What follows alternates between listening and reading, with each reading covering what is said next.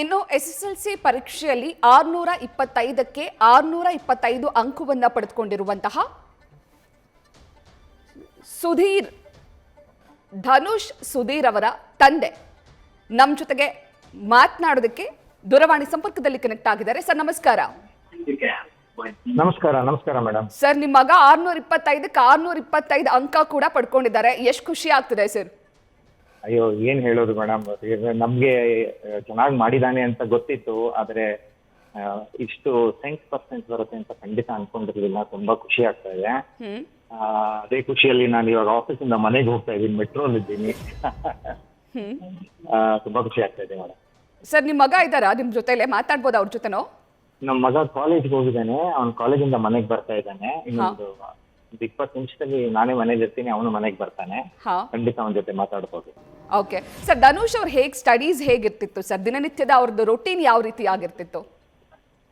Dhanush generally ಬೆಳಗ್ಗೆ ತುಂಬಾ ಬೇಗ ಹೇಳೋನು, 4:30 5 ಗಂಟೆಗೆಲ್ಲ ಎದ್ಬಿಟ್ಟು ಅವನು ರಿವೈಸ್ ಮಾಡ್ಕೊಳ್ತಾನು.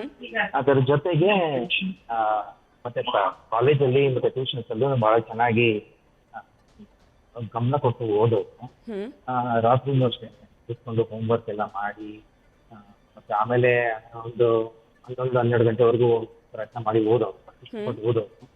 ಅದ್ರ ಜೊತೆಗೆ ಅವನು ಬೇರೆ ಆಕ್ಟಿವಿಟೀಸ್ ಇಟ್ಕೊಳ್ಳೋದು, ಸ್ವಲ್ಪ ಆಟ ಆಡೋದು ಎಲ್ಲ. ಓವರ್ ಆಲ್ ಆಕ್ಟಿವ್ ಆಗಿದ್ದ. ನ್ಯೂಸ್ ನೋಡೋದು, ಸ್ವಲ್ಪ ಟಿವಿ ಓವರ್ ಆಲ್ ಮಾಡೋದು, ಚೆನ್ನಾಗಿ ಪ್ರಾಕ್ಟೀಸ್ ಮಾಡೋನು. ಅಂದ್ರೆ ಆಲ್ಮೋಸ್ಟ್ ಒಂದು 4 to 6 hours ದಿನಕ್ಕೆ ಈಜಿಯಾಗಿ ಓದೋದು ಮೇಡಮ್, ಬಿಯಾಂಡ್ ಸ್ಕೂಲ್.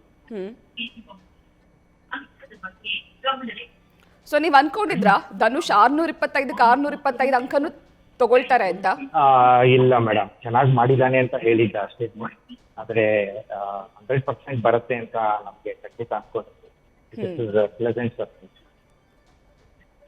ಈಗ ಧನುಷ್ ಅವ್ರಿಗೆ ಮುಂದೆ ಏನ್ ಓದಬೇಕು ಅನ್ನೋ ಆಸೆ ಇದೆ ಸರ್? ಏನ್ ಮಾಡ್ಬೇಕು ಅಂತ ಅನ್ಕೊಂಡಿದ್ದಾರೆ? ಅವನು ಇಂಜಿನಿಯರಿಂಗ್ ಮಾಡಿ MBA ಮಾಡ್ಬೇಕು ಅಂತ ಆಸೆ ಇದೆ.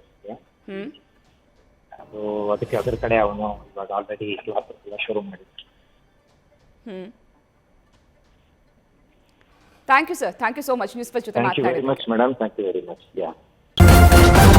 ನ್ಯೂಸ್ ಫಸ್ಟ್ ನಿರ್ಭೀತಿಯಿಂದ ನಿಮ್ಮ ಪರವಾಗಿ.